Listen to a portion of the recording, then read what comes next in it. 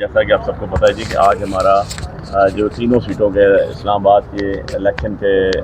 Seats کے حوالے سے جو کیس تھا، جو ہم نے ای سی پی کا آرڈر جو ای سی پی نے آرڈر کیا ہوا تھا ہمارے کیسز میں ایک سٹنگ جسٹس صاحب کو ہٹا کر اور ایک ریٹائر جج صاحب کو لگایا گیا تھا، اس کو چیلنج کیا ہوا تھا اور الحمدللہ وہ آرڈر جو ہے وہ سیٹ اسائڈ ہو گیا۔ آج اس کو آرڈر کو آنریبل چیف جسٹس اسلام آباد ہائی کورٹ نے میری پٹیشن کے اوپر جو ہے ڈیسائیڈ کر دیا اور انہوں نے جو یہ ٹرانسفر کیا گیا تھا ریٹائر جج کو وہ غلط قرار دے دیا گیا اور اس کو سیٹ اسائڈ کر دیا گیا۔ اب ای سی پی کے پاس کوئی اور راستہ نہیں ہے، کیونکہ ای سی پی نے بغیر وجوہات کے 4 دن کے اندر خود پارٹی بن کے، میں کہتا ہوں سر عام کہہ رہا ہوں کہ ایسے لگ رہا تھا جیسے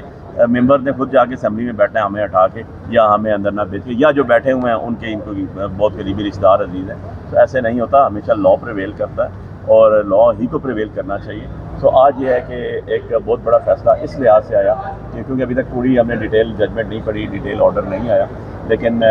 جو انہوں نے آرڈر کیا تھا طارق محمود جہانگیری صاحب جو سٹنگ ٹریبونل تھے، سٹنگ جسٹس اسلام آباد ہائی کورٹ تھے، ان کی جگہ ایک ریٹائر جج کو لگانے کا کسی بھی وجوہات سے جو ثابت بھی نہیں ہو سکی، وہ سیٹ اسائڈ ہو چکا ہے، وہ اب اس کا کوئی وجود نہیں ہے اور ای سی پی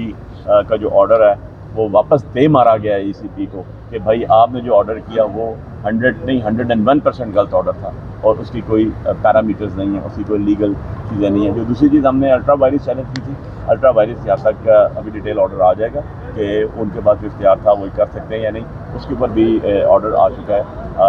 انشاءاللہ جب ڈیٹیل آرڈر آئے گا تو اس کے بعد ہم ریمیڈی دیکھیں گے کہ اس کی حد تک ہم اس کو چیلنج کریں گے یا نہیں کریں گے، وہ ابھی ہم نے ڈیٹیل آرڈر آنے کے بعد۔ علی بھائی، الیکشن کمیشن کے پاس اختیار ہے کہ وہ ٹربیونل جج کو چینج کر سکتے ہیں یا پھر کسی ریٹائرڈ جج کو لگا سکتے ہیں؟ دیکھیے اختیارات تو ان کے پاس ہیں، کیونکہ ہم نے تو ایکٹ بھی چیلنج کیا ہوا ہے، ابھی وہ پٹیشن فکس نہیں ہوئی جو ایکٹ اس کے تحت کیا گیا تھا، جو پہلے آرڈیننس کے تحت بنایا گیا تھا، آرڈیننس جو ہے ہم نے وہ چیلنج کیا تھا اور لیکن آرڈیننس کے بعد ایکٹ آ گیا، آرڈیننس تو خود اپنی موت مر گیا۔ تو اب ای سی پی کے اندر ایک ایشو آتا ہے کہ جب آپ اپوائنٹ کرتے ہیں تو آپ نے چیف جسٹس سٹنگ کی کنسنٹ لینی ضروری ہے۔ ہم کہتے تھے کہ ہٹانے کے لیے بھی ضروری ہے، نئی اپوائنٹمنٹ کے لیے بھی ضروری ہے۔ اب وہ تو آنریبل اسلام آباد ہائی کورٹ کے چیف جسٹس کا اپنا اختیار تھا، وہ ہم تو اس میں کچھ بھی نہیں کہہ سکتے، نہ کہہ سکتے۔ ہم تو ججز کو سربلندی کی بات کرتے ہیں، ہم تو رول آف لا کی بات کرتے ہیں، ہم تو ججز کو ان کا اختیار دینے کی بات کرتے ہیں۔ اگر اپنا اختیار خود وہ کسی دوسرے کو سونپنا چاہتے ہیں اس میں تو ہم کچھ نہیں کر سکتے۔ سو وہ بھی آرڈر آئے گا تو پتہ چل جائے گا۔ ہم تو کہتے تھے کہ جی ایک لاجیکل بات ہے، ایک لیگل بات ہے، ٹیکسز کا لا ہو یا اسپیشل لا کوئی بھی ہو، جب اپوائنٹمنٹ اتھارٹی کے ساتھ کنسلٹ کرنا لازمی ہے تو اس کے بعد جب اس کو ہٹانا ہو اس کے ساتھ بھی کنسلٹ کرنا لازمی ہے، اور نیا اپوائنٹ کرنا ہو تو اس کے لیے بھی کنسلٹ کرنا لازمی ہے۔ اس میں میری آپ کی at least public at large کسی کا بھی کوئی ایشو نہیں تھا، وہ تو ہائر ہیرارکی کی بات تھی، وہ تو چیف جسٹس کی اپنی ڈومین تھی، ان کا اپنا اختیار تھا۔ اگر وہ اپنا اختیار اٹھا کے کسی دوسرے کو دیتے ہیں تو دے دیں خوشی سے، میں تو اس پہ کچھ بھی نہیں کہہ سکتا، لیکن ڈیٹیل چیزیں اس میں ہم یہ کریں گے کہ انشاءاللہ آرڈر آئے گا، اس آرڈر کو جو ہے ہم گو تھرو کروں گا میں خود، اور اگر ہم نے سمجھا کہ اس کے اوپر ایز پر لا ہماری سوچ کے مطابق کوئی ڈیفیشنسی ہے اور لیگل ریکوائرمنٹس پوری نہیں ہو رہی تو اس کو ضرور چیلنج کریں گے انشاءاللہ۔ اچھا علی بخاری صاحب، یہ بتائیے گا کہ یہ جو 3 سیٹیں ہیں اسلام آباد کی اہم سیٹیں ہیں، واقعتاً یہ عدالت سے آپ کو ملتی ہوئی دکھائی دے رہی ہیں یا پھر یہ وہ چونٹی کی ٹانگ میں رسا ڈالنے والی بات ہے؟ دیکھو یار، چونٹی کی ٹانگ میں رسا صحیح بات نہیں ہے، ہاتھی کے ناک میں چونٹی والی بات ضرور ہے، ٹھیک ہے نا۔ انشاءاللہ اس ہاتھی کی موت ہوگی فارم 47 والے کی، اور اس کی شروعات اسلام آباد سے ہوگی، ان کی سیاسی موت ہوگی۔ یہ سیاسی بونے جو ہیں یہ جو چھوٹی سیٹوں پہ بڑی سیٹوں پہ چھوٹے ظرف کے لوگ بیٹھ گئے، الٹیمیٹلی ان سب کا انجام یہی ہوگا کہ یہ نہ گھر کے ہوں گے نہ گھاٹ کے ہوں گے، ان کو نہ عوام تسلیم کرے گی، نہ یہ کسی اسمبلی ہال میں بیٹھنے کے قابل رہیں گے، اور نہ ان کے اپنے گھر والے ان کو اپنا ماننے کا اقرار کریں گے۔ تو آپ دیکھ لیجئے گا بہت جلد انشاءاللہ۔ دیکھو یار، بات یہ ہے کہ جو آزادی ہے نا، حقیقی آزادی وہ قربانیوں سے ملتی ہے، اور قربانیاں دے کے حقیقی آزادی حاصل کرنا ایک دن کا میٹر نہیں ہے۔ میرا لیڈر عمران خان دوسرا سال شروع ہو گیا جیل میں، ہم اس کے پیچھے 2 سال سے 2.5 سال سے جدوجہد کر رہے ہیں۔ ہم نے ڈنڈے کھائے، ہم نے ماریں کھائی، ہم نے پیپر سپرے آنکھوں پہ پڑا گیا، ہمیں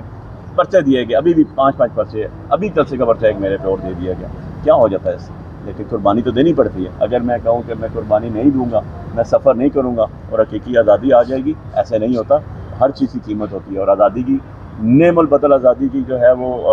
کوئی بھی نہیں ہے، اور جو اس کے متعلق قربانی ہے وہ بھی لامحدود ہے۔ بہت سے لوگوں نے دی ہے، بہت سے لوگوں نے سیکریفائس کیا ہے، پاکستان بنتے ہوئے بھی دنیا نے سیکریفائس کیا، لاکھوں لوگوں نے جانیں دی، اس کو بچانے کے لیے بھی لاکھوں لوگ کھڑے ہیں جو جانیں دیں گے، ایسی بات نہیں ہے۔ آپ نے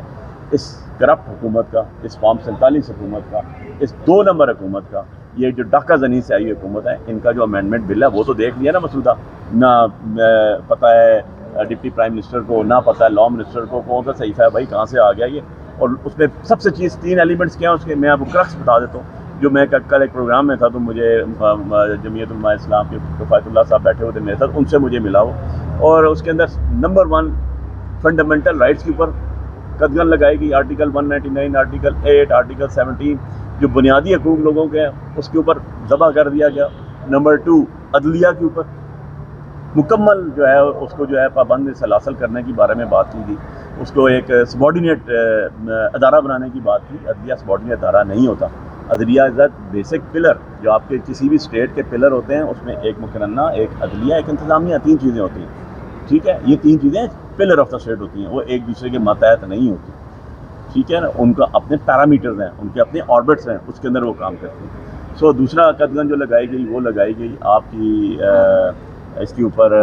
عدلیہ کے اوپر، اس کو ماتحت کرنے کی بات کی گئی. اور انتہائی بھیانک قسم کا یہ ہے، اس کو تو میں کہتا ہوں کہ یہ تو مارشل لاء کے دور میں، مجھے تو وہ ایک 8th امینڈمنٹ آئی تھی جنرل ضیاء الحق کے دور میں جس میں 58(2)(b) اور اس طرح کی چیزیں ہیں، یہ تو اسی کا ڈپلیکیٹ لگ رہا ہے بھائی، یہ تو اسی کا ڈپلیکیٹ ہے. ڈوب مرنا چاہیے ان جو اپنے آپ کو سو کالڈ پولیٹیشینس کہتے ہیں، سیاستدان کہتے ہیں، اس کو ٹیبل نہیں کر سکے وہ، جس پہ ڈسکس نہیں کر سکے وہ، ایسے لا منسٹر کو ڈوب کے مار جانا چاہیے. ویسے لا منسٹر صاحب تو کسی بار میں بھی جانے کے قابل اب نہیں رہے، یہاں پر لوگوں کو بلا کے کرتے ہیں. ذرا وہ جائیں تو صحیح، ان کو باہر کو پتہ چلے کہ ان کے اپنے حالات کیا ہیں. ان سے لوگ اور ان سے وکلا برادری نفرت کتنا کرتی ہے. بار جو ہیں وہ کسی بھی معاشرے میں، کسی بھی سویلائزڈ نیشن میں بار کا بہت بڑا کردار ہوتا ہے. اور لا منسٹر کو پیغام دینا چاہتا ہوں، لا منسٹر صاحب رینٹا بار کوئی نہیں ہوتی جا کے پیسے دیں اور بار کے پریزیڈنٹس کو ساتھ رکھ لیں. بار جو ہے وکیلوں کے اوپر ہوتی ہیں، اور وکیل کانسٹیٹیوشنل لوگ ہوتے ہیں جو کانسٹیٹیوشن لے کے چلتے ہیں. اور انشاءاللہ آپ دیکھیں گے کہ یہ آپ دیکھ لیجیے گا بہت سی اور پارٹیاں بھی سمر سارٹ کریں گی، ان کی اپنی پارٹیوں میں سے لوگ اس پہ سائن نہیں کریں گے. علی بھائی ابھی